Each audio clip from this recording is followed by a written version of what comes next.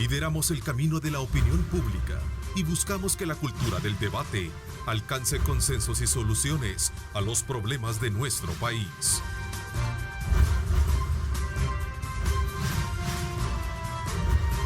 Diálogo con Ernesto López, edición especial. ¿Qué tal? Muy buenos días. Viernes 3 de julio del 2020. Qué bueno que nos acompaña en otra edición, y es la edición especial de Diálogo de los días viernes, donde los analistas pues hacen un recuento de todos los temas de país y los temas de coyuntura que se han estado discutiendo tanto al interior de la Asamblea Legislativa, al interior del Ejecutivo, así como también otros temas que vamos a estar analizando esta mañana.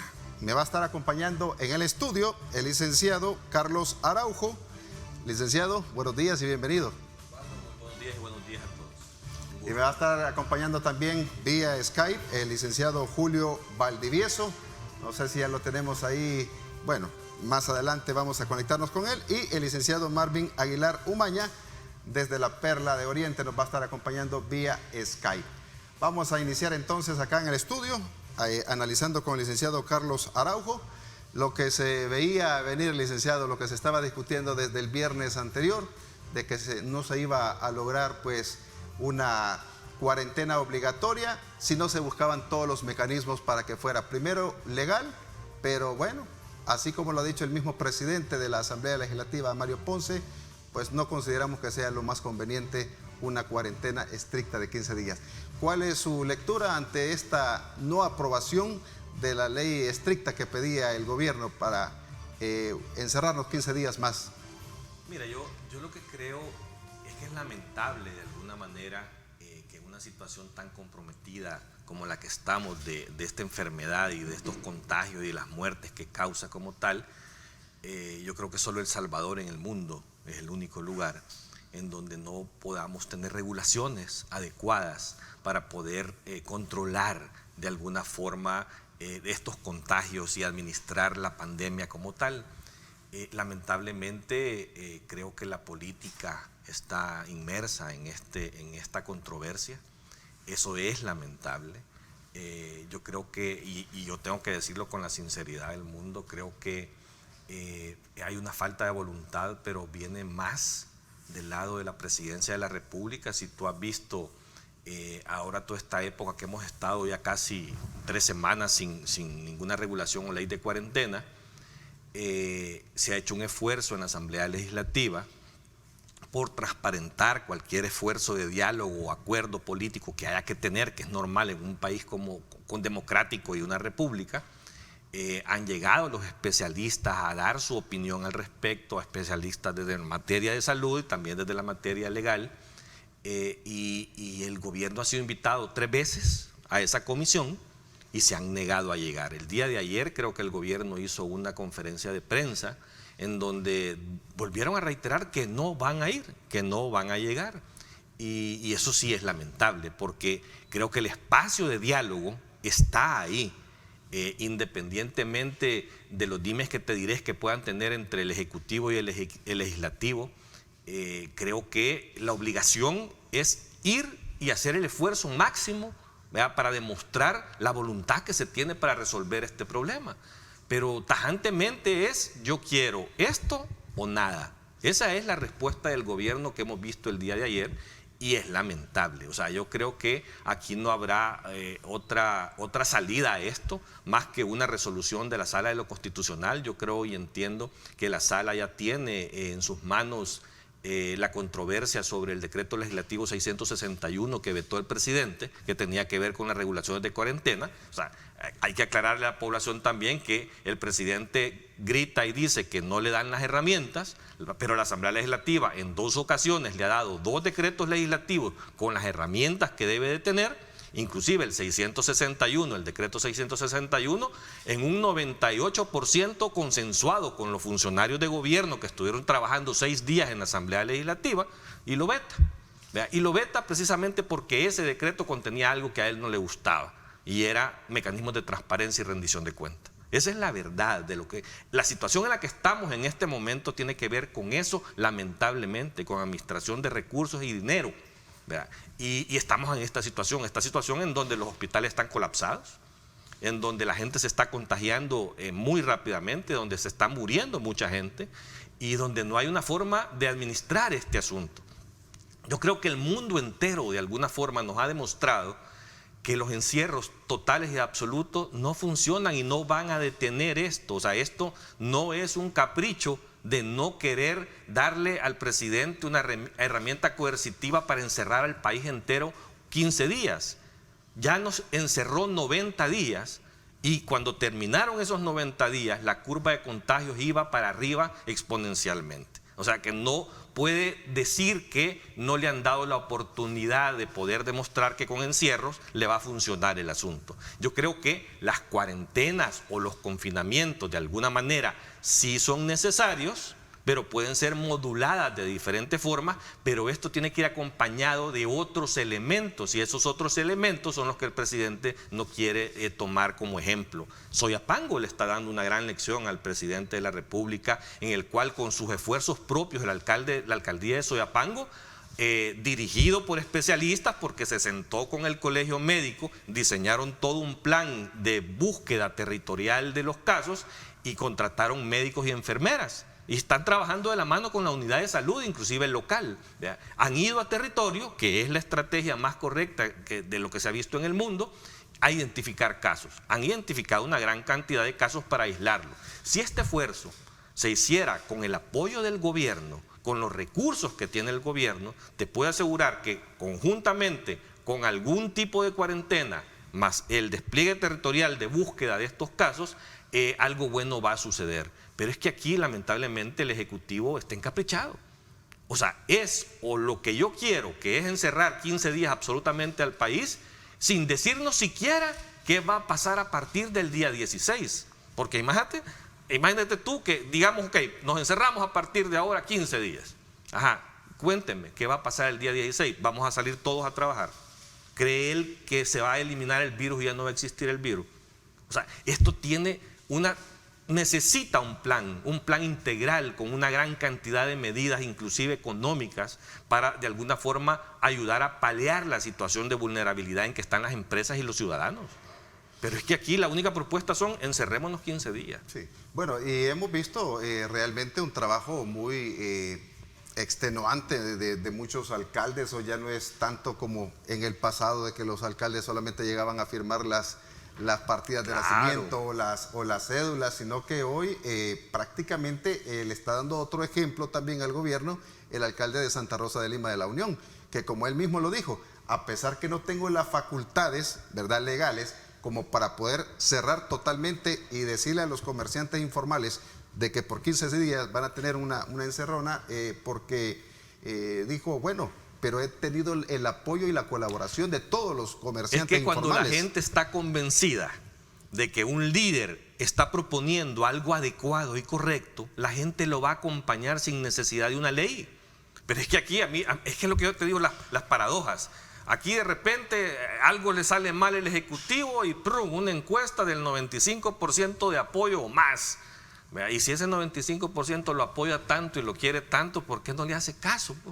O sea, es que él no entiende, él cree que es por molestar que la gente está saliendo. O sea, hay una necesidad. El tema de cuidar la vida no solo implica el elemento salud. Esto es un balance de una serie de elementos en los cuales también el sustento para las familias es fundamental. O sea, no es una cuestión de poner esas falsas dicotomías de la vida o la economía. Eso es mentira. O sea, todos queremos la vida, todos vamos a cuidar la vida. Lo que pasa es que no podemos ser absolutistas. O sea, los encierros y los confinamientos, los apagones económicos de un país no son la solución y ya se demostró. El día de ayer, yo no sé si tú has podido dar seguimiento, el director de la OMS, el señor Tedros, no me acuerdo cómo es el apellido, dijo claramente y puso de ejemplo ya a España y a Italia. Y precisamente, fíjate, solo para aterrizártelo bastante bien el mensaje de lo que te quiero decir, te voy a compartir lo que el señor dijo. La OMS pone a España e Italia como ejemplos en la lucha contra el coronavirus. Pero dice, fíjate, por este motivo el director del organismo ha insistido en la importancia de que los países encuentren, aíslen, traten y rastreen los contactos de una persona confirmada por COVID, así como de que equipen a sus profesionales sanitarios y concienticen a los ciudadanos sobre la importancia de protegerse. O sea, elementos de rastreo, cuidar a los elementos sanitarios y concientizar a los ciudadanos de las medidas. Esa es una solución integral y así termina hoy. En este sentido, Tedros ha puesto como ejemplo a España e Italia, países que han adoptado un enfoque integral en la respuesta contra el coronavirus y que han logrado suprimir la transmisión y salvar vidas. Han logrado suprimir la transmisión y salvar vidas. De hecho, dice, ha asegurado que este enfoque permite contener los brotes a nivel local y evitar volver a tener que confinar a la población. O sea, hay ejemplos en el mundo de países que de verdad han estado en una crisis total, que ya administraron esto. Están España e Italia, están totalmente abiertos, la gente anda totalmente en la calle, pero ya saben cómo controlar y cómo administrar. Saben que no pueden encerrar un país completamente. Guayaquil es otra ciudad que ha dado un ejemplo al mundo. 500 muertos diarios, se les salió de control absolutamente. Y al día de hoy, Guayaquil está en las calles totalmente y hay 0 muertos en cuestión de 1 o 2 meses. ¿Por qué? Porque ocuparon las mismas estrategias. Ir a territorio. Alguna medida, confinamiento, ¿verdad? Territorio, concientización, ¿verdad? Y eso al final de cuentas es lo que permite una solución integral. Pero aquí del gobierno, si tú revisas las propuestas, lo único que te dicen es 15 días de encierro total. Y de ahí no sabemos qué va a pasar el día 16. Sí. Bueno, ya tenemos también vía Skype al licenciado Julio Valdivieso y también al licenciado Marvin Aguilar Umaña. A los dos pues les doy la más cordial de las bienvenidas también y que empecemos a discutir, ¿verdad?, esta temática que sin duda va a haber mucha tela que cortar en este espacio de la edición especial de análisis. Licenciado Valdivieso, muy buenos días, bienvenido. Buenos días, Osvaldo. Buenos días, Marvin y Carlos, un gusto. Marvin, un gusto que nos esté acompañando también vía Skype desde la Perla de Oriente. ¿Qué tal? Un gusto, Osvaldo. Buenos días ahí a los contertulios que estamos desde San Miguel, como tú lo dices. Un placer estar con todos ustedes. Bueno, hoy por la distancia va a haber un poco más de control. A veces que se quieren ya agarrar ahí, pero ya vamos a estar un poco más tranquilos. A Julio queriendo hacer caso con la distancia social, no para 3 metros. Julio se fue kilómetros. Hoy son 3 metros, ¿verdad?, los que está pidiendo el presidente de distanciamiento físico. Bueno, licenciado Valdivieso, usted lo decía claramente el viernes anterior, que si no se logra consensuar el estado de excepción, pues algún mecanismo, alguna alternativa deberá de tener el gobierno. Pero lamentablemente ni el ministro Alaví ni la directora del Seguro Social llegaron a la comisión política de la Asamblea Legislativa para poder crear esta ley y que si la pudiera aprobar. Pero, ¿qué opinión le merece a usted de que hoy los diputados están ofreciendo que sea de manera pues focalizada de acuerdo a los municipios que tienen pues más contagios? ¿Cuál es su opinión al respecto de esta iniciativa que han tenido los diputados? Bueno, en primer lugar, tengo que lamentar esa falta de voluntad política que se pueda traducir en un verdadero instrumento que permita controlar la pandemia. La verdad que antes de contestar específicamente tu pregunta, creo que debemos de ser bien sinceros al país. En este momento estamos entrando en una de las etapas más críticas por las cuales nos va a tocar atravesar. Independientemente del signo ideológico que se pueda tener, creo que el país se enfrenta a algo que insospechado. Estamos entrando o viendo solo la punta del iceberg en la crisis, que para mí divido en 5 la crisis que tiene el país. Hoy por hoy nos vamos a limitar únicamente a las 2 que nos está tocando, que es la crisis política que está viviendo el país. este nivel ya de polarización y confrontación de los dos órganos de Estado, creo que amerita la intervención del tercer órgano para poner, dijéramos, y lograr bajar esa tensión. Yo el día de ayer escuchaba que ni siquiera hubo acuerdo en el tema de Hacienda para aprobar el fideicomiso. Ayer que yo escuchaba esas declaraciones me hacía una pregunta. ¿Y estos señores diputados habrán entendido alguna vez lo que es pagar una planilla en el sector de la micro y pequeña empresa? Esa informalidad que vive en la calle. ¿Ustedes creen que los micros y pequeños estarán esperando a que se pongan todavía de acuerdo? A una semana más. Ya hay empresas aquí que ya quebraron, otras están al borde de quebrar y que ahora la gran mayoría ya no tiene opción. Y ese es el rescate que estamos planteándole al país. ¿De qué sirve que aprueben 600 millones cuando ya todos estén ahogados? Y ahí es donde yo no entiendo esa relación. Pues estamos hablando de una apertura económica, pero no estamos dando instrumentos económicos para abrirla.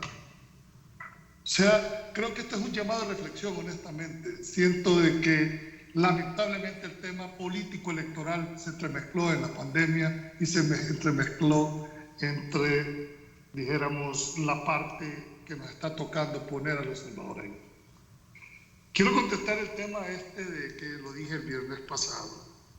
Cuando yo vi el anteproyecto del Ejecutivo, dije que estaba cumpliendo una función constitucional de mandar, pero quien iba a analizar si las causas, el motivo, la razón para decretar un estado de emergencia iba a ser la Asamblea Legislativa.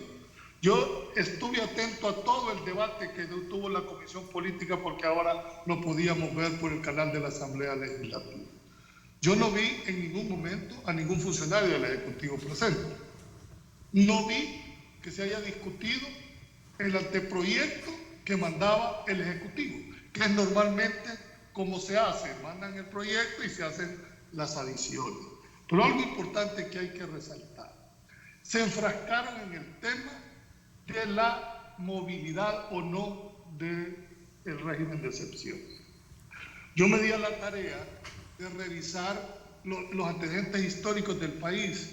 Este país se ha caracterizado, vivimos en un régimen de excepción por más de 10 años en el país.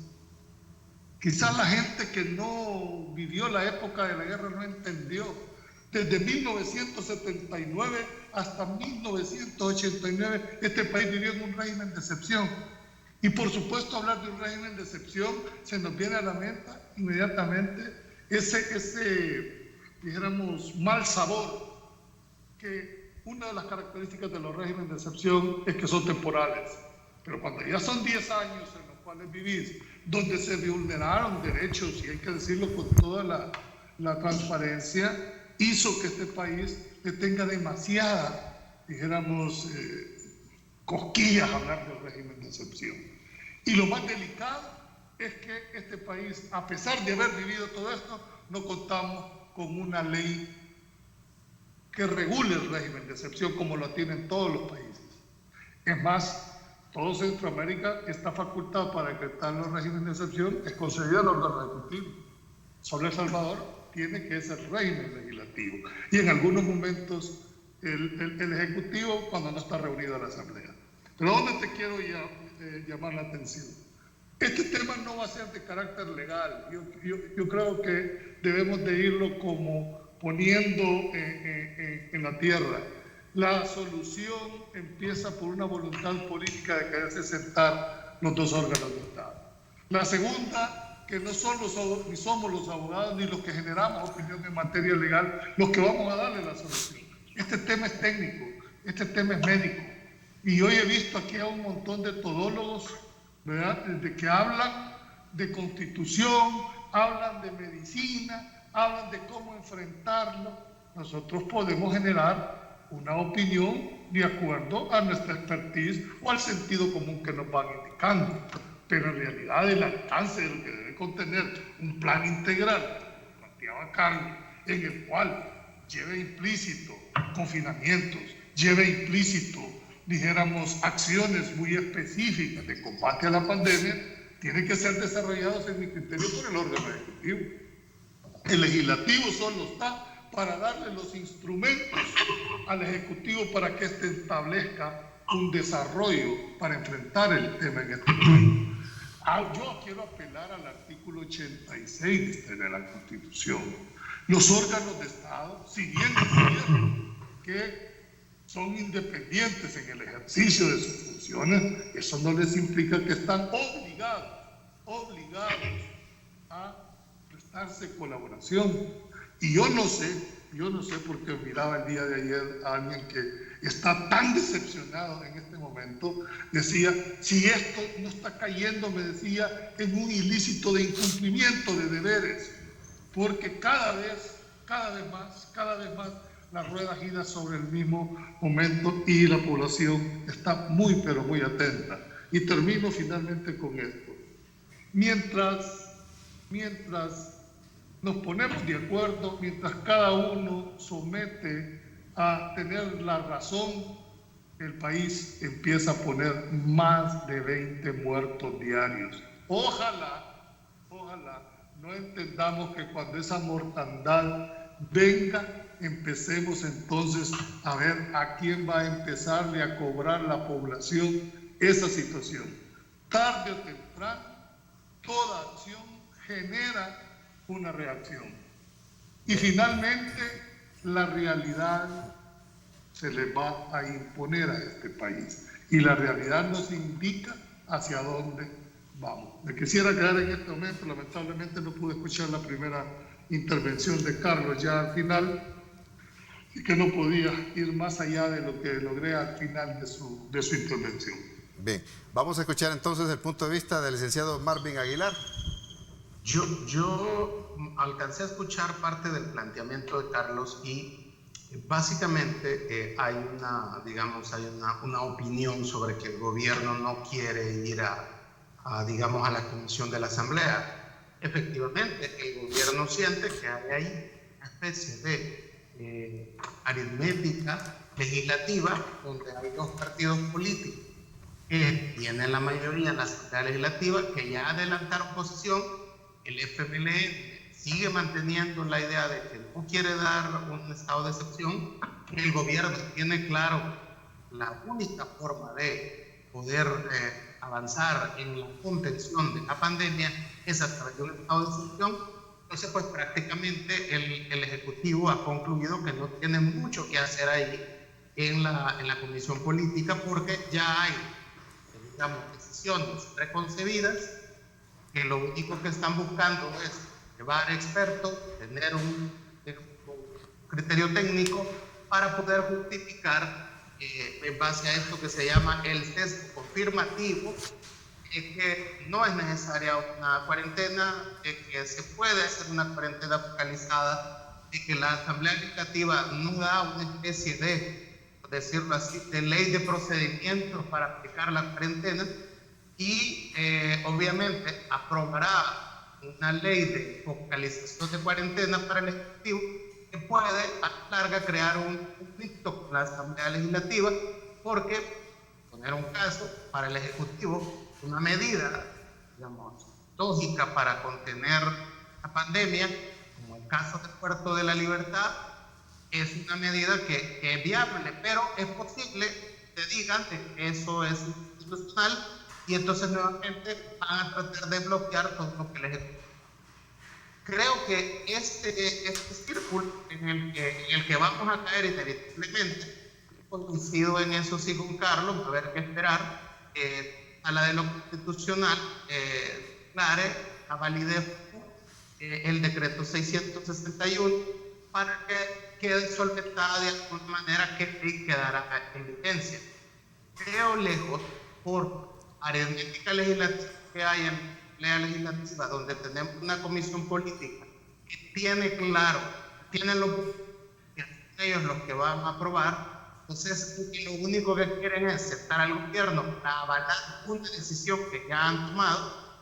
Veo difícil que el Ejecutivo acepte sentarse con la Asamblea Legislativa para darle justo de que tomaron una decisión avalada por el Ejecutivo cuando no es así, y que a pesar de darle una ley de focalización de la cuarentena, cuando el gobierno la quiere implementar, van a empezar a aceptar que no, digamos, no se ha cumplido, que se a la asamblea, que se está extralimitando la ley.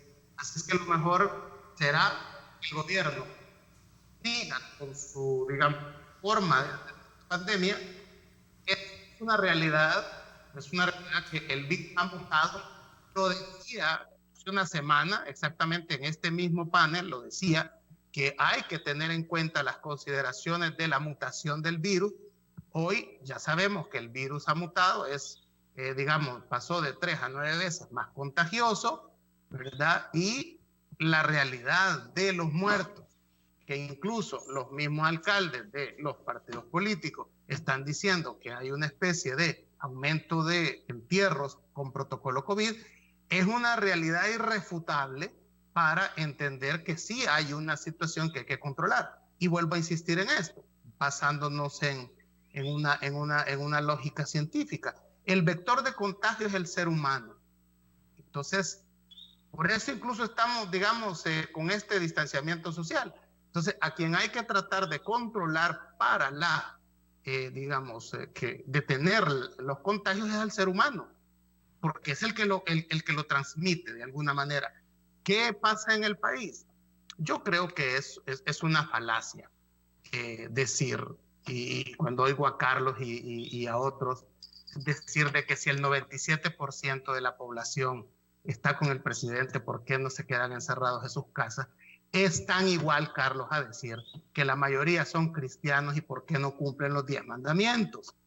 Hay unas circunstancias de situaciones, digamos, personales y humanas que hacen que la gente de alguna manera tenga que resolver y tomar decisiones personales. Y esto no implica y no tiene nada que ver con que apoyen a un presidente en su mayoría o que crean en Dios y que a pesar de eso violen los 10 mandamientos de forma continua.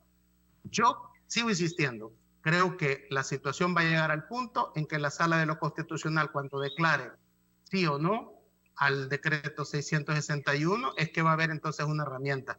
No hay en la Asamblea Legislativa las condiciones, si tú quieres justas, si tú quieres racionales, para que el Ejecutivo se siente en una comisión política que ya tiene preconcebida cuál es la decisión que va a tomar. Gracias, licenciado Aguilar. Bueno, hay que tomar en cuenta también que en esta emergencia que estamos viviendo, incluso los partidos políticos tienen que reinventarse para hacer sus elecciones internas de candidatos para este proceso electoral que se viene para el próximo año. Cuando regresemos en el segundo bloque vamos a estar hablando de las elecciones internas de los partidos y las denuncias de campaña adelantada por parte del Tribunal Supremo Electoral, que lo ha estado denunciando en reiteradas ocasiones. Ya regresamos, son ya las 7 de la mañana en punto.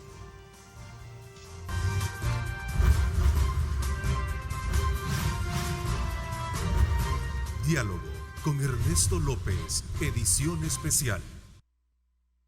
Estás viendo Diálogo con Ernesto López.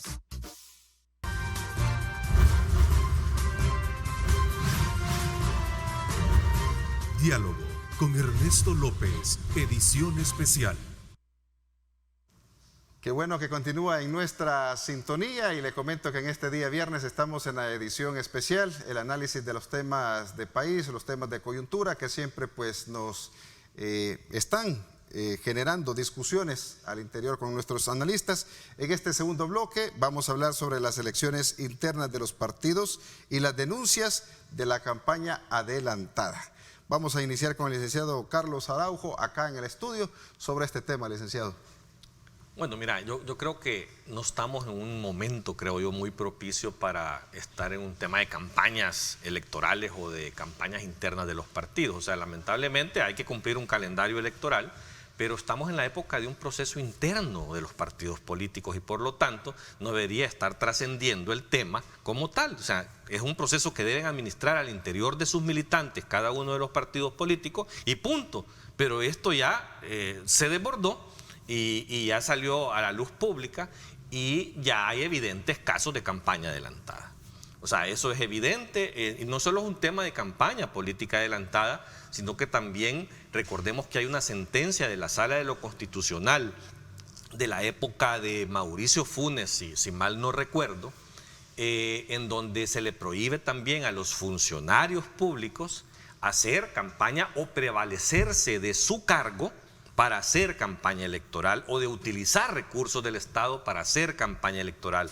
Yo quiero recordarle a los titulares del Ejecutivo que eso está vigente todavía.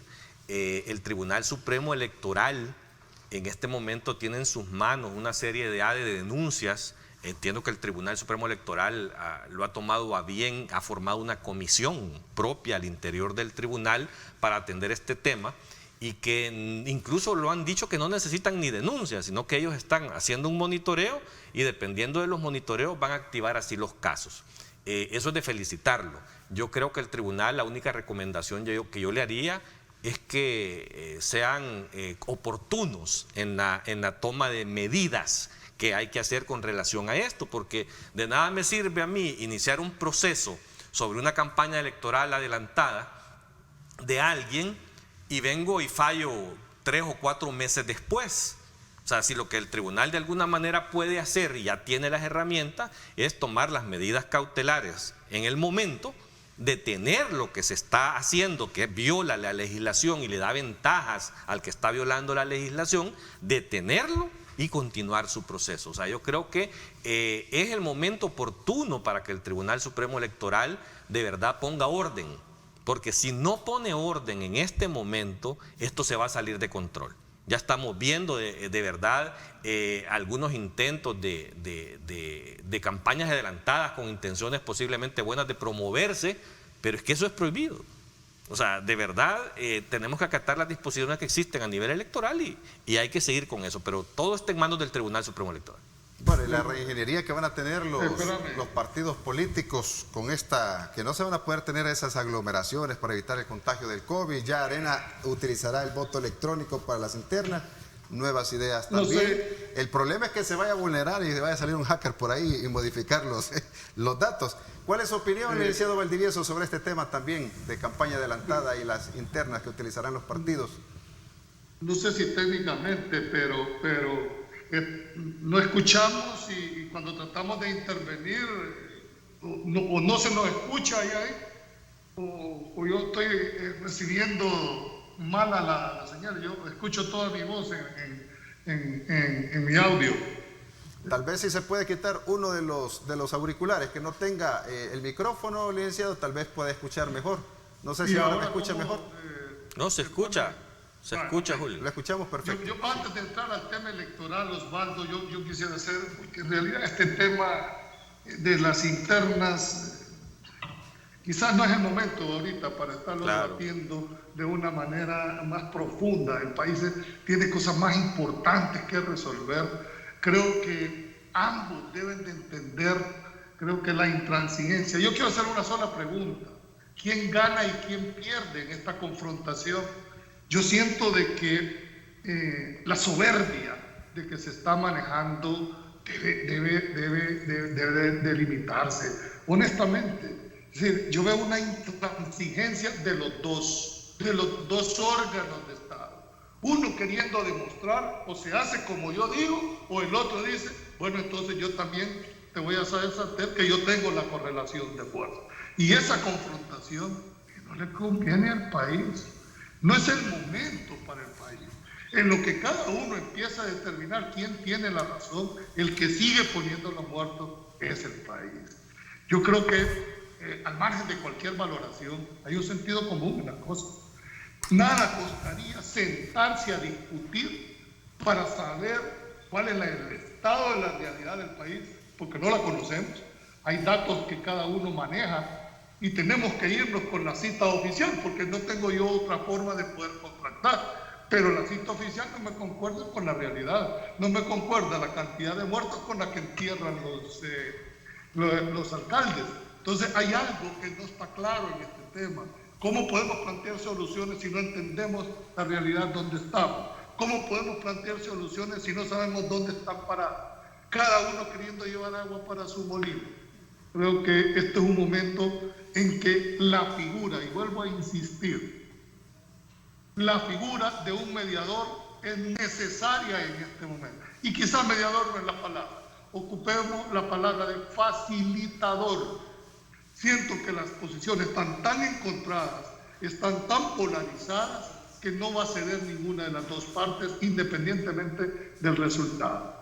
Creo que en este momento la Iglesia Católica puede jugar un papel muy importante, la academia puede jugar un papel muy importante, no solo para atender los puentes, eso no es el lado fácil, hay que cruzar ese puente. Si no hay una posición que por lo menos logre flexibilizar las posiciones de ambos, lo veo bien difícil en este tema. Y volvemos a postergar para una semana más el tema de la discusión. Yo en realidad me siento frustrado como ciudadano y me siento frustrado porque están ahí los instrumentos, están ahí la forma. Lamentablemente, esta sin razón, este criterio de soberbia que está privando sobre cada uno de los órganos de Estado no permite entender que el que paga los patos es el país. Dicho esto, para entrar en lo que Carlos dijo ahorita del tema, que aunque no debe de ser un tema en este momento de coyuntura, como es la parte de los procesos internos, sí comparto contigo, Carlos, el tema que lo hemos venido diciendo en diálogo con Ernesto López, y no solo lo mirábamos en la parte del órgano jurisdiccional, específicamente en la sala, sino que ahora en el Tribunal Supremo Electoral. Tú acabas de develar dos cosas a mi criterio. Uno, que me vuelvo a hacer la pregunta para mí. En realidad, el Tribunal Supremo Electoral actúa como tribunal. En la máxima en materia de Supremo Electoral tengo mis dudas. Sigo viendo posiciones individuales, no los veo como órgano colegiado, no los veo como los 5 magistrados, cada uno con sus criterios y querer, pero al final emitiendo una posición, dijéramos, colegiada. Que si bien es cierto, se esperaría unanimidad, pero eso es imposible en un órgano colegiado si no hay por lo menos mayoría, pero saliendo como órgano colegiado, con posiciones, dijéramos, de tribunal. Y segundo, que tienen que rescatar la dignidad de que son la máxima autoridad en materia electoral. ¿Cómo? Lo que tú pusiste, empezando a poner las reglas del juego claras desde un primer momento. Hemos dicho hasta la saciedad que el gran daño que se le hace al país en los órganos jurisdiccionales es la falta de resolución, la falta de celeridad que tú le llamaste, la famosa pronta y eficaz cumplida justicia, en este caso electoral, no funciona. ¿De qué sirve que vengan a resolver cuando los eventos ya han pasado? ¿No creen ustedes que la forma preventiva es la que debería estarle apostando en este momento? Y eso solo se va a ver cuando haya una sanción a los que transgreden no solo la norma, sino las reglas del juego. Pero ¿cómo le podemos pedir de que haya sanción cuando la conformación del tribunal es hecha por los mismos partidos políticos? ¿Cómo creen ustedes que se van a sancionar ellos mismos? Yo hasta este momento no he visto una sanción que vaya tendiente a ser ejemplarizante en este momento. Yo puedo entender a los señores magistrados que su elección proviene de la propuesta de un partido político, pero en el ejercicio de su cargo son magistrados, en el ejercicio de su cargo son independientes. Bueno, por lo menos teóricamente lo debo de entender de esa manera. Pero al final, ¿cómo vamos a calificarlos como ciudadanos?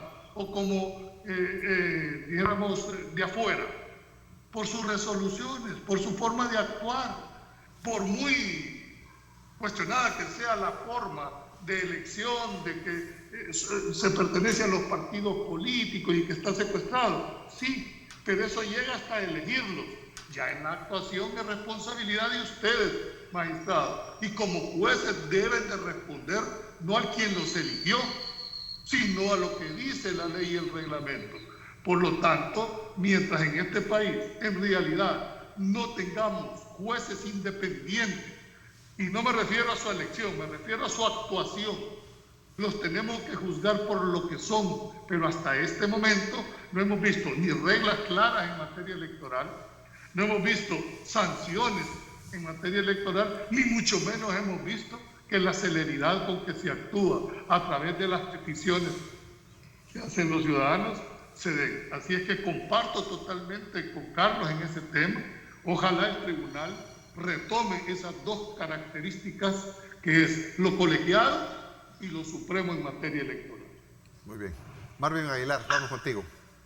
Osvaldo, fíjate que este tema me permite a mí, de alguna manera, dar una explicación, porque un magistrado del Tribunal Supremo Electoral, en una entrevista radial, anunciaba o adelantaba que tiene unos casos de investigación sobre propaganda adelantada, y uno de los casos que mencionaba era sobre mi candidatura en el departamento de San Miguel.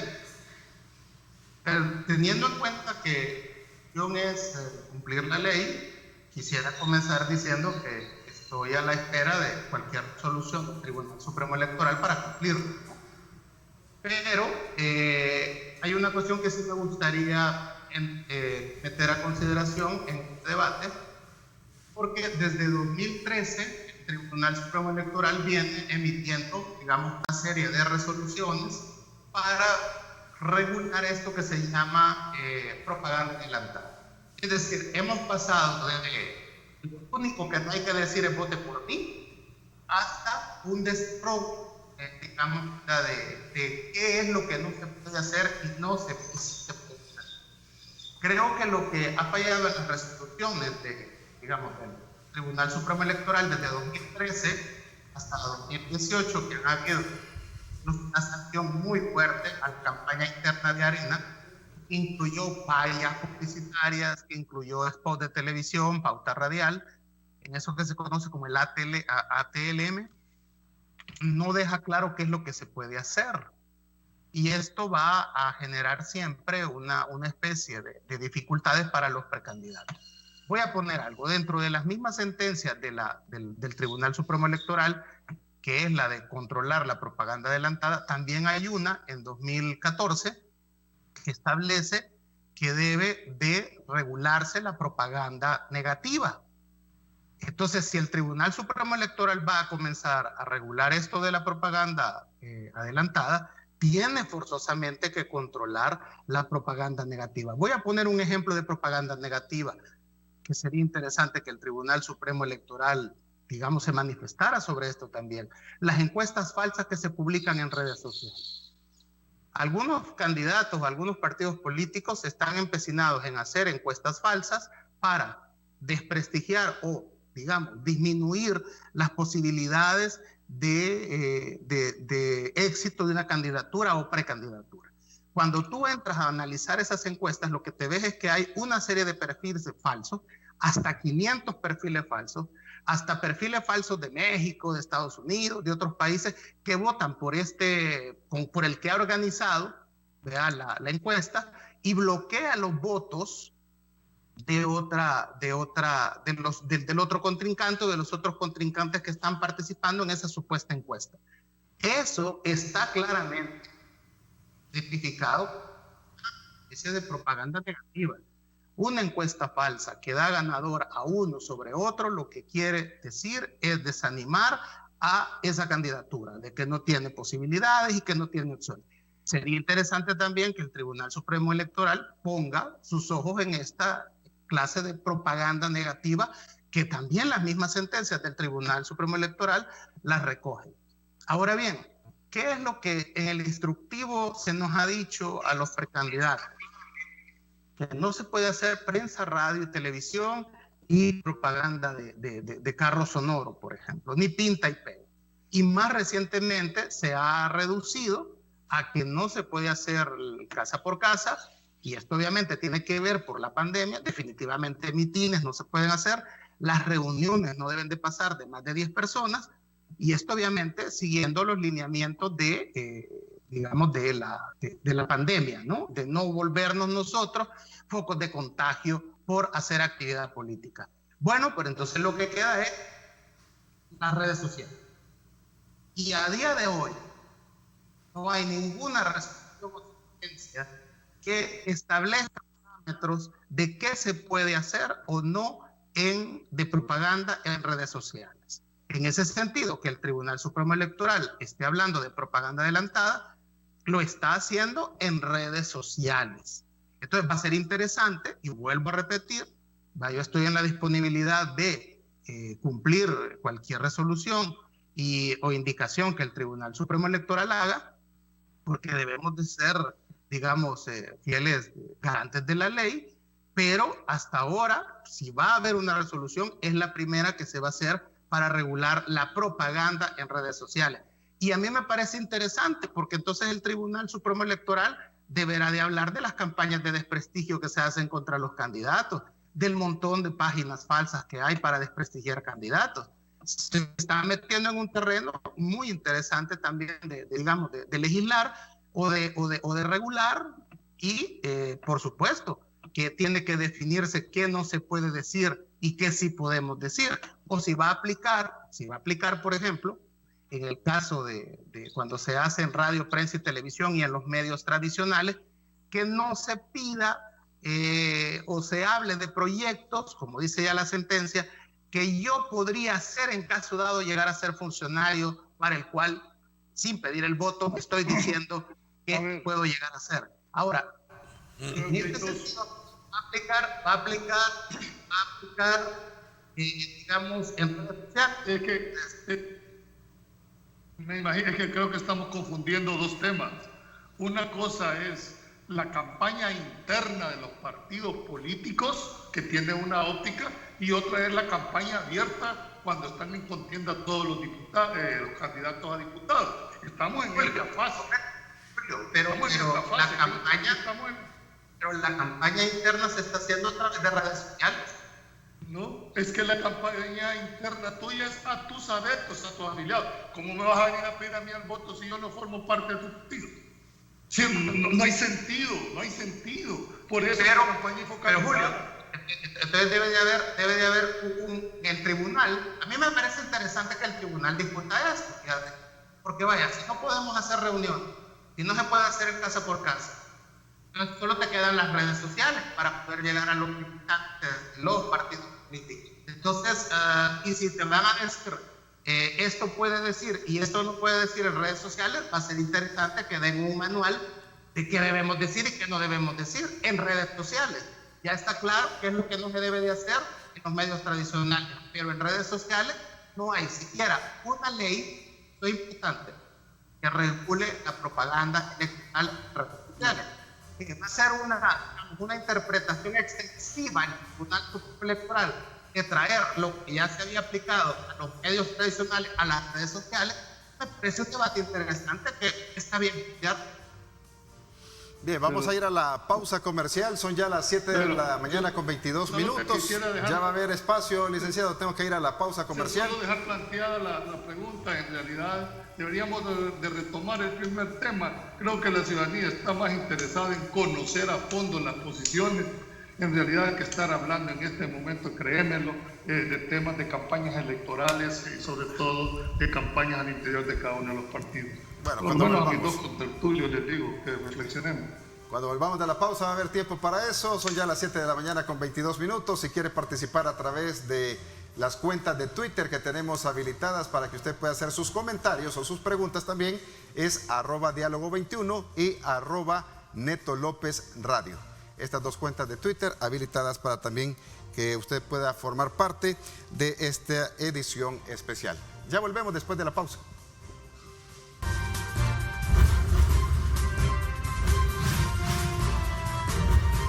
Diálogo con Ernesto López, edición especial. Estás viendo Diálogo con Ernesto López.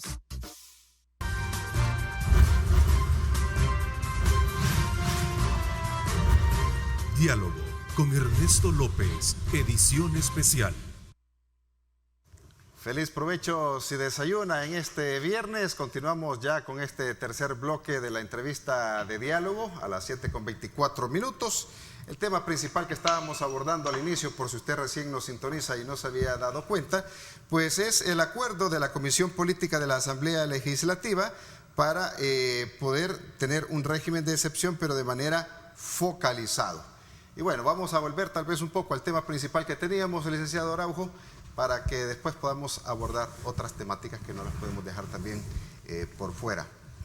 Hablemos entonces Yo creo que sobre Julio, otras propuestas que podríamos tal vez creo que Julio barajar. tenía algo ahí sobre Vamos ese a darle tema. entonces la palabra al licenciado Valdivieso para que volvamos a retomar el tema. Bueno, no mira, tuvimos la oportunidad al inicio. se discutió mucho y estuve muy atento al tema, dijéramos, de lo que es la garantía, la suspensión de garantía, el régimen de excepción. Creo que el órgano legislativo ha entendido muy clara la sentencia de la Sala de lo Constitucional, que dijéramos es la base de todo lo que está pasando. Tanto la petición del órgano ejecutivo ha entendido que la única forma que, si se quiere, dijéramos, restringir una garantía constitucional es a través de decretar un estado de emergencia. Y la Asamblea también ha entendido que cualquier decisión que ella tome en razón de esa petición tiene que estar enmarcada dentro de los parámetros y los límites que le ha fijado la sentencia. No los expertos, no los técnicos. Eso le llegaron a dar elementos de juicio para que puedan ellos dictar una ley que, tomando en consideración la opinión de expertos, puede estar plasmada. Creo que la gran disyuntiva va a estar en la hora de elaborar el decreto. Primero, si el régimen de excepción es total o parcial. Total porque lo pide el Ejecutivo. Y el Ejecutivo tiene que evidenciar que lo pide totalmente porque, a juicio de ellos, esa es la medida para poder detener la pandemia. Así lo estableció la Sala al decir que todo régimen de excepción tiene que ser justificado, tiene que estar bien evidenciado que esa acción ayuda a controlar la pandemia. Y lo otro problema que va a enfrentar la Asamblea Legislativa es si esa suspensión va a ser total o parcial de la libertad. Es decir, ¿qué se quiere decir cuando va a ser focalizado? Okay, en este municipio o en este departamento la restricción es total o es parcial, ¿verdad? Porque nuestra Constitución habla claramente de suspensión de garantías o de derechos. La palabra modular o limitar son criterios de proporcionalidad, ¿verdad? Que la Asamblea perfectamente los puede tomar, sí, los puede tomar. Habrá que ver hasta dónde llega. Pero tendrá que dejarlo claro, esa gradualidad. No sé si lo va a tener. Estoy hablando, dijéramos así, en términos generales. Y algo que sí debe de tener muy presente la Asamblea Legislativa, por favor. Y es el hecho de que en el decreto que se emita, ahí tiene que especificar de manera puntual, exegética, los alcances de la suspensión. Lamentablemente El Salvador no tiene una ley que regule la suspensión de garantías constitucionales. Por lo tanto, en ausencia de esa normativa, para desarrollar el artículo 29 de la Constitución, o sea, tuvimos casi 30 años y no hemos podido tener una ley que regule la garantía de suspensión. Y esto abre una gran puerta a ustedes que son de candidatos a diputados y que creo que van a llegar. Por favor, la primera tarea que deberían de hacer es establecer precisamente una ley que regule cómo aplicar el artículo 29 de la Constitución, en qué casos hay que aplicarlo, por qué hay que aplicarlo, porque no simplemente un hecho natural o del hombre nos va a decir. Y finalmente, tengo que decir, el decreto legislativo que se emita debe contener los principales alcances para evitar discrecionalidad en su aplicación, lo que se conoce como reserva de ley, porque de lo contrario volveríamos otra vez a este debate innecesario que es inconstitucional y que otra vez cualquier ciudadano pueda ir a la Sala de lo Constitucional. Así es que ojalá, a pesar de que han tenido todas estas reuniones, la Asamblea Legislativa debe entienda que este país vivió 10 años en régimen de excepción, todavía se recuerdan esas claras violaciones de derechos humanos que se dieron, y ahora pónganle mucha atención, con esto termino, al voto razonado que estableció el magistrado de la Sala de lo Constitucional. Dejó claramente alcances y efectos que debe contener un régimen de excepción, porque si no cumplen con los parámetros que establece la sala de lo constitucional, independientemente de lo que hayan manifestado todas las personas que emitieron su opinión, se las van a declarar inconstitucionales. Y el hecho, no lo quisiera decir, ojalá me equivoque, no quiero ser apocalíptico, pero el hecho de que no haber visto a ningún funcionario del Ejecutivo, a ninguna persona dentro de la Asamblea, es la crónica de un veto anunciado. Ojalá me equivoque, ojalá no sea apocalíptico, pero el hecho de no ver ese acompañamiento a las reuniones es la crónica de un veto anunciado. Bueno, a propósito, los diputados están estudiando ya 3 propuestas para focalizar las cuarentenas. Una de ellas, y me gustaría leerlo para que los amigos televidentes también tengan este contexto, es la del Partido Arena, que consiste en un plan que pretende no detener las actividades económicas, pero guardando cuarentenas alternas entre los empleados, como lo que propuso el diputado René Portillo Cuadra, la fórmula 10-4. Y el FMLN, por su parte, está pretendiendo también que se busque mantener una cuarentena bajo control médico, pero sin violentar los derechos fundamentales. Y la otra es la circulación vehicular por medio del DUI. ¿Cuál es su opinión al respecto de esta 10-4 que ocasionó también muchos memes en las redes sociales? Mira, yo creo que esta propuesta surgida del diputado Portillo Cuadra no es una propuesta primero sacada de la manga de la camisa. La gente puede entrar a internet, puede buscarlo.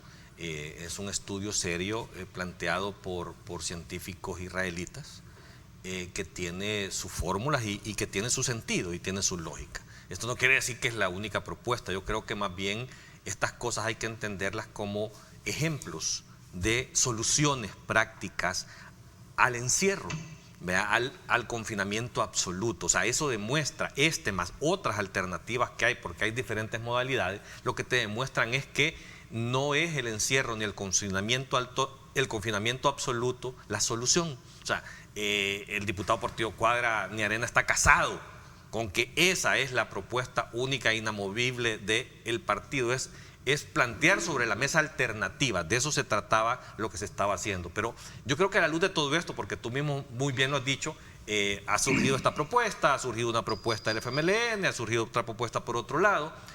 Yo creo que lo más importante de todo esto es escuchar la propuesta de los especialistas. O sea, esto apartando totalmente la parte ideológico-partidaria como tal, si yo estuviera en la Asamblea Legislativa, yo me centraría en una cosa, es de alguna manera que los especialistas, que el colegio médico y que las asociaciones de epidemiólogos que tienen que ver con este tema de manejo de pandemias como tal, se sienten en la Asamblea y construyan una propuesta. O sea, no solo de decir, mire, hay, como lo decimos muy bien aquí, llego y declaro, no, mire, esto se puede administrar de estas formas nada más y declararlo verbalmente. No, yo creo que es el momento en que esto llegue a un plano más serio, más formal, propuestas concretas y puntuales. Yo permitiría que los especialistas planteen una solución y como político yo me adhiero a eso.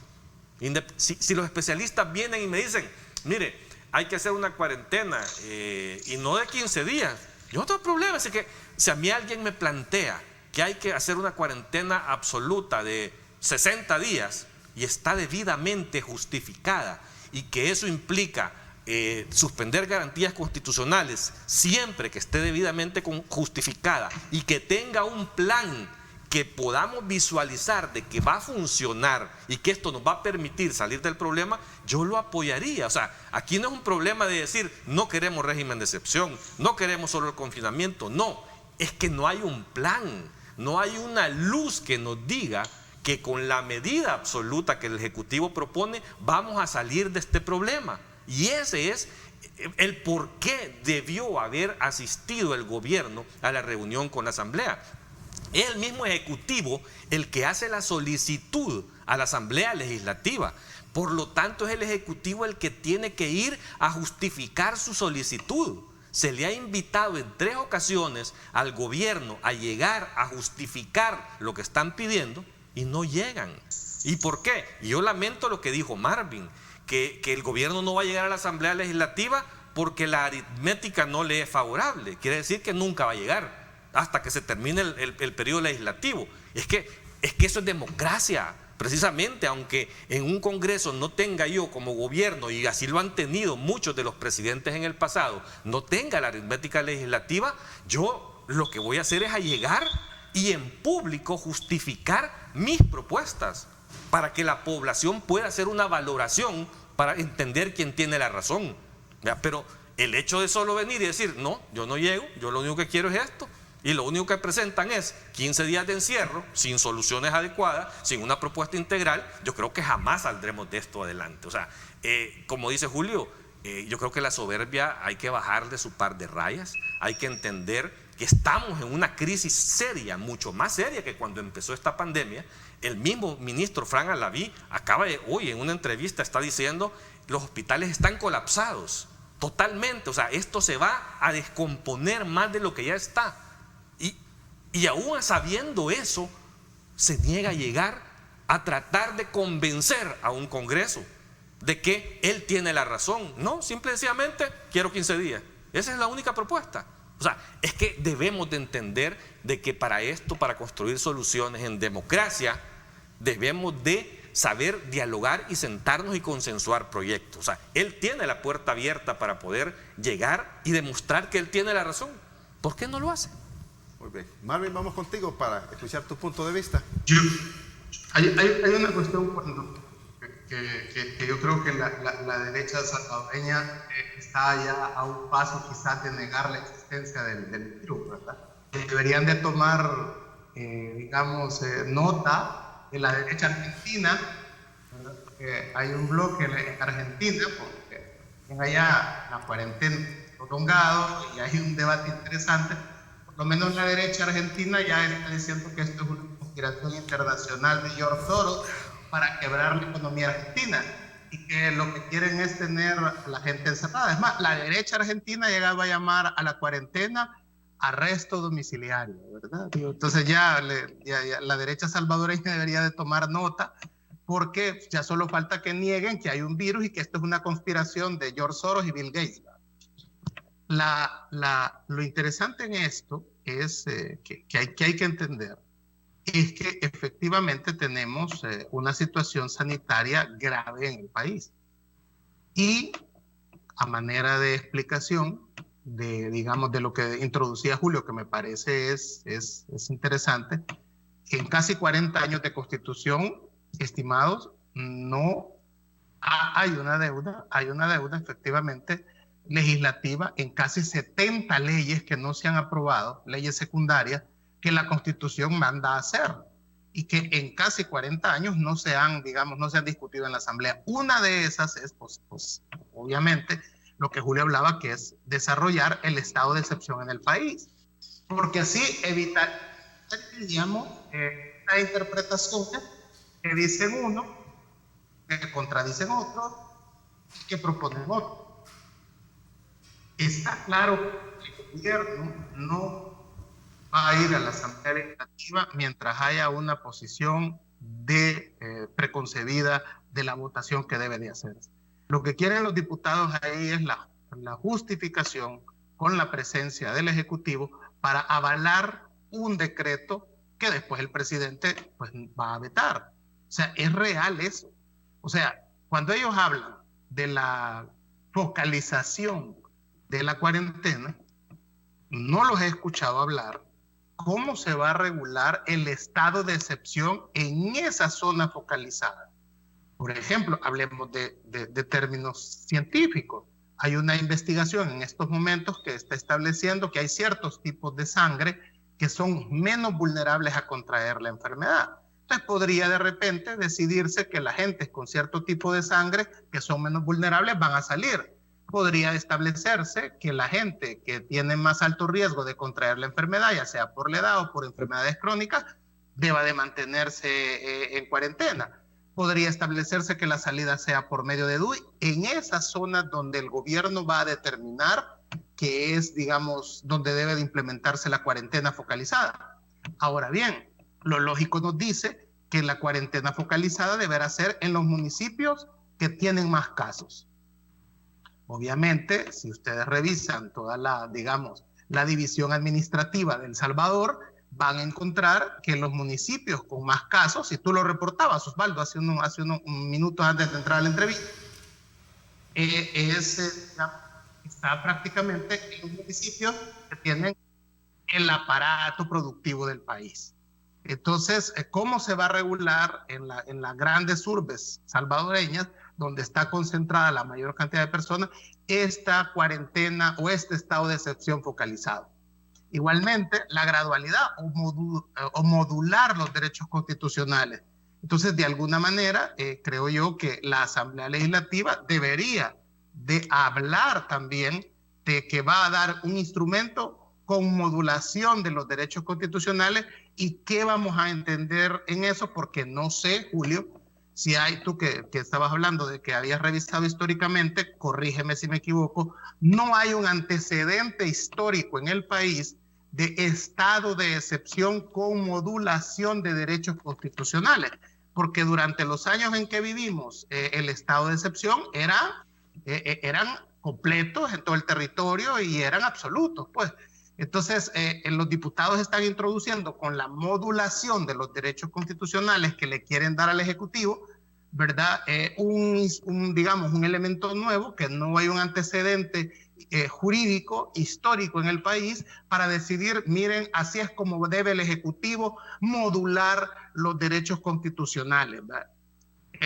Yo creo que ahí está la pelota en el campo de los diputados, de que si van a cumplir la sentencia de la Sala de lo Constitucional, deben de, Julio hablaba de una ley de cómo regular el estado de excepción, yo lo introducía en otra plataforma mediática sobre una ley de procedimientos de la ley de focalización del COVID-19, para que el gobierno sepa qué es lo que tiene que hacer procedimentalmente, porque si no le dan al gobierno, solo le dan la ley al gobierno, el gobierno puede diseñar su reglamento y va a decir, para mí la ley de la Asamblea Legislativa que me ha aprobado dice que puedo hacer cuarentena focalizada, perfecto, cierro 60 municipios que son donde hay, digamos, COVID-19, y después van a decir, no, es que no le aprobamos eso, es que no estábamos hablando de eso, es que no es eso. Entonces van a ir a la sala y van a decir,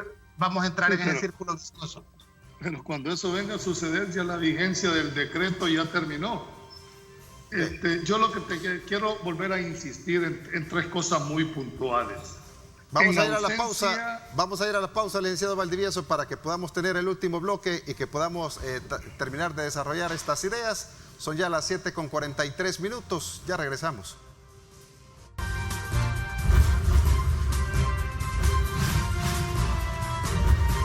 Diálogo con Ernesto López, edición especial.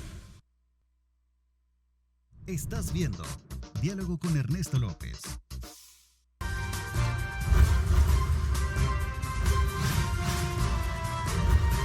Diálogo con Ernesto López, edición especial.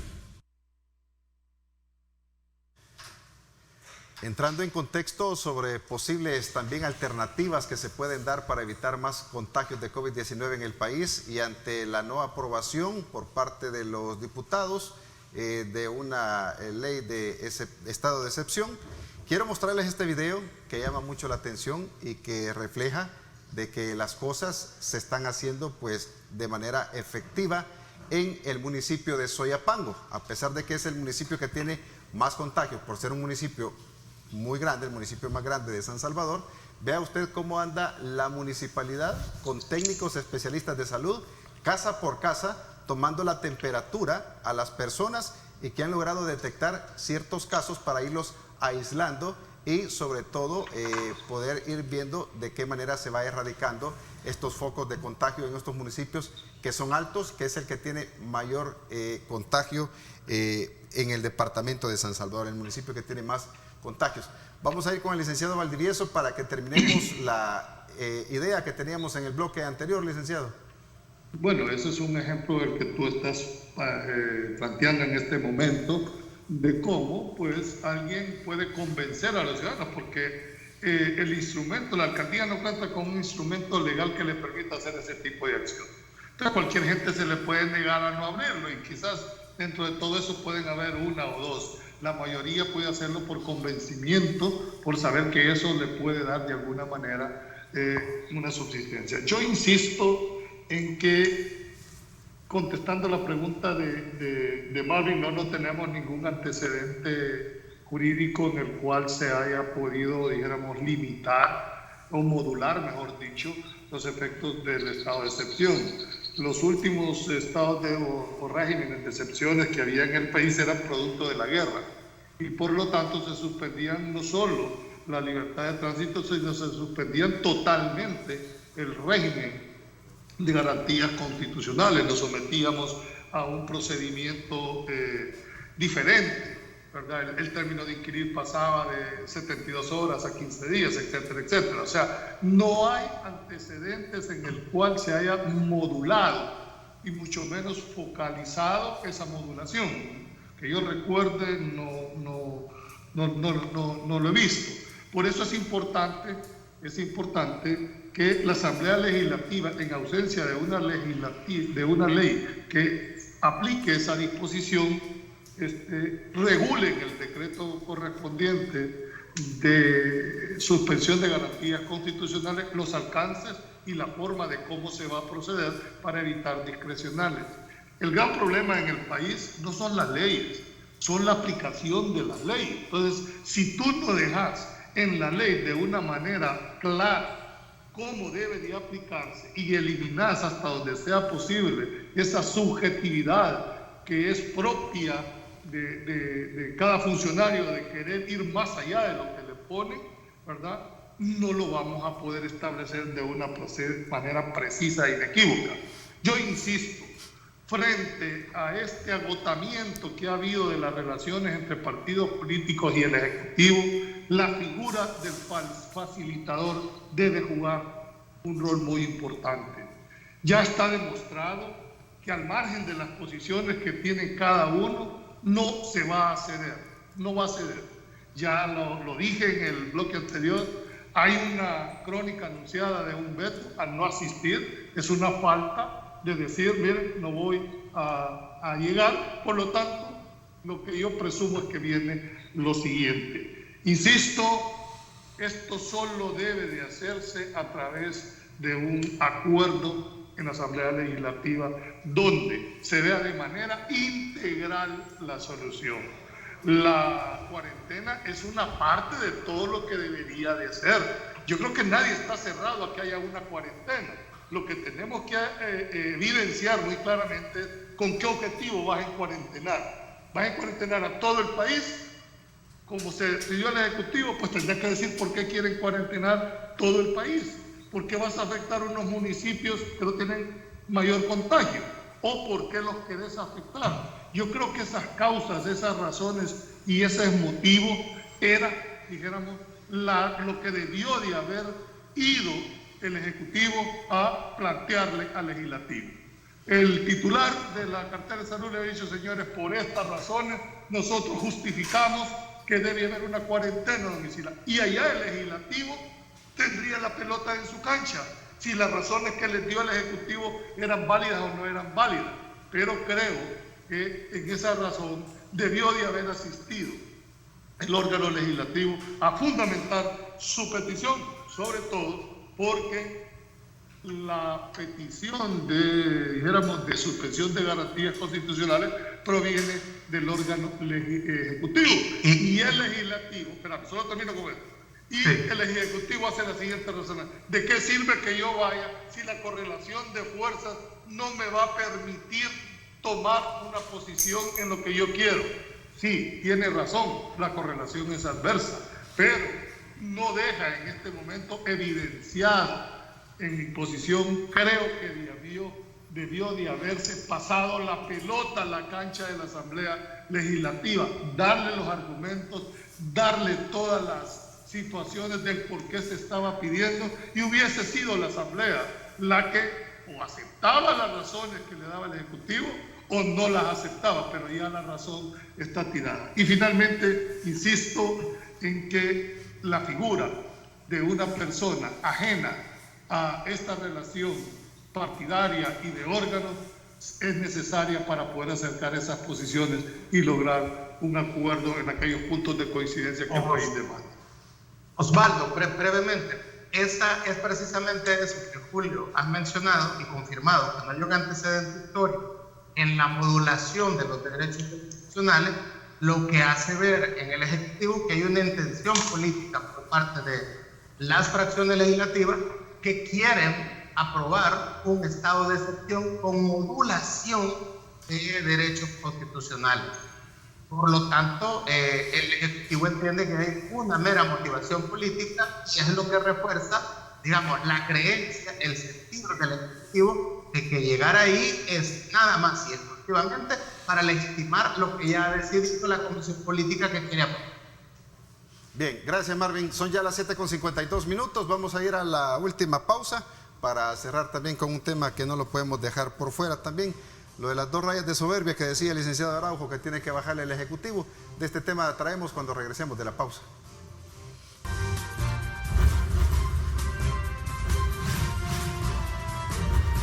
Diálogo con Ernesto López, edición especial.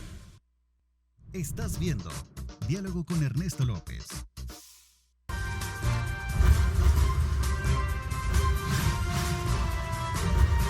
Diálogo con Ernesto López, edición especial. Hablaba en el bloque anterior el licenciado Araujo de que debe de bajarle 2 rayitas a la soberbia el Ejecutivo si quiere alcanzar pues consensos con el Legislativo. Algo que preocupa también es que la presidencia, sin publicar el decreto legislativo 620 en el diario oficial, la publicación más reciente del 26 de junio. ¿Es esto un motivo de soberbia? ¿Podría ser esto o sería un descuido a su criterio, licenciado Araujo? En esa parte, el decreto, para que la gente lo entienda muy bien, este decreto tiene que ver con lo que la Sala declaró constitucional, el decreto legislativo que le daba una protección al personal sanitario, seguros médicos y ese tipo de protecciones que necesitan. La Sala ya lo declaró inconstitucional y por lo tanto el Ejecutivo está obligado a acatar lo que ese decreto legislativo disponía. Al no publicarse en el diario oficial, pues no entra en efecto como ley de la República, pero también creo que en este caso, creo que puede ser más un descuido, porque al final también escuché ya el día de ayer del Ejecutivo que el ministro de Hacienda decía que estaban los fondos disponibles para poder ejecutarlos como tal. O sea, creo que es solo un llamado de atención a que lo hagan lo más pronto posible, porque si no es ley, la gente está desprotegida todavía. Así que si no lo hace el Ejecutivo, creo que también la Asamblea Legislativa podría mandar a publicarlo en los periódicos de mayor circulación para que entre en vigencia. Eso no tiene sentido que alguien lo esté retrasando, porque va a ser ley de la República en algún momento. Yo solo quiero 2 observaciones sobre lo del bloque anterior de Marvin y Julio. Yo sí quiero comentarles a los dos de que hay antecedentes de modulación de derechos constitucionales en la época de la guerra, y el mejor ejemplo ha sido Marvin, que vivió en San Miguel igual que yo. Nosotros vivimos en la época de la guerra cuando se limitaba la circulación por horarios. Tú no podías salir desde las 6 de la tarde hasta las 6 de la mañana del día siguiente, y eso precisamente es una modulación de los derechos. Así que no es que no se haya dado en el pasado.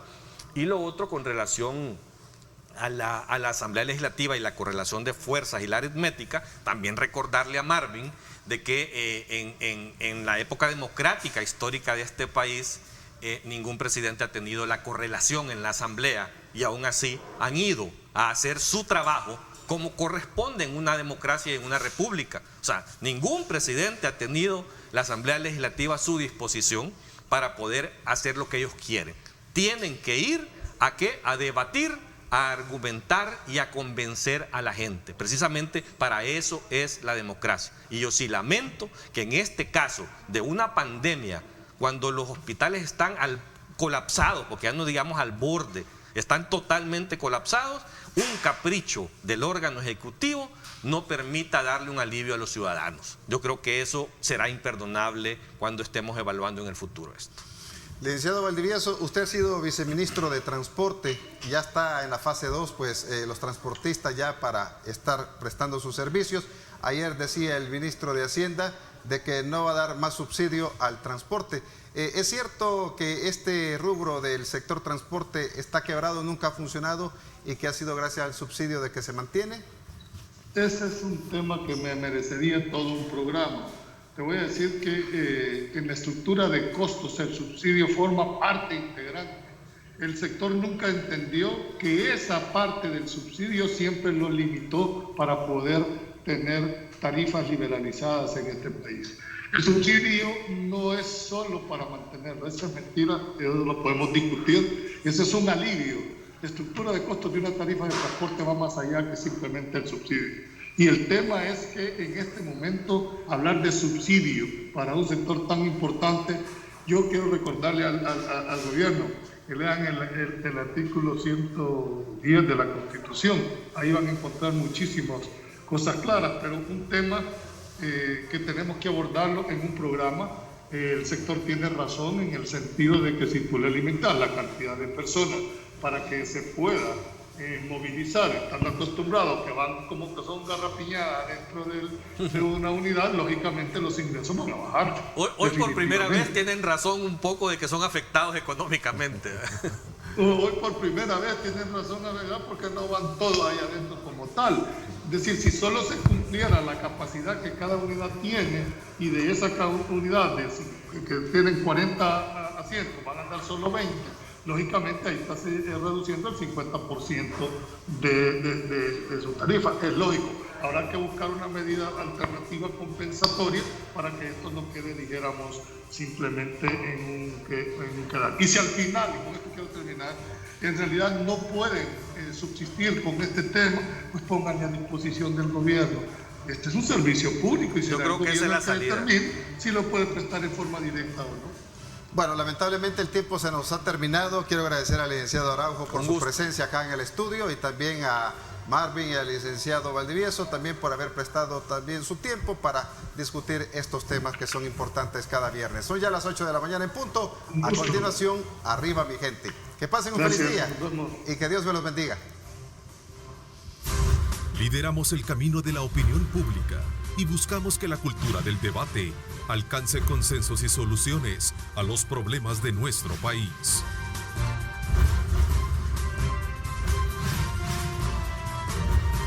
Diálogo con Ernesto López, edición especial.